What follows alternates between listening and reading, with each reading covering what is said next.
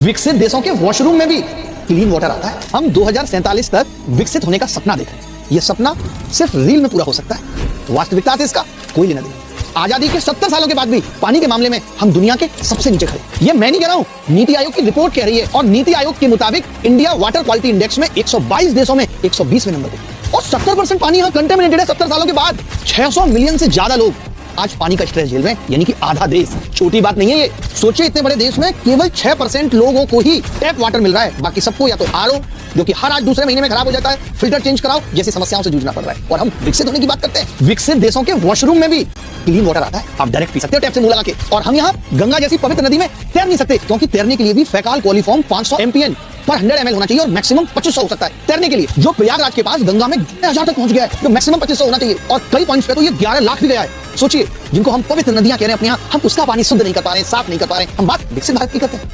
हमारे देश का प्रधानमंत्री कभी आपको टेक्नोलॉजी पे बात करते हुए नहीं दिखेगा। हमारे देश का प्रधानमंत्री हम जहां आज है उससे पहले 5 साल पहले जहां थे वहां से नीचे आ चुके हैं अभी, और अगले 5 साल में यही हाल रहा तो हम सिर्फ नीचे जाएंगे।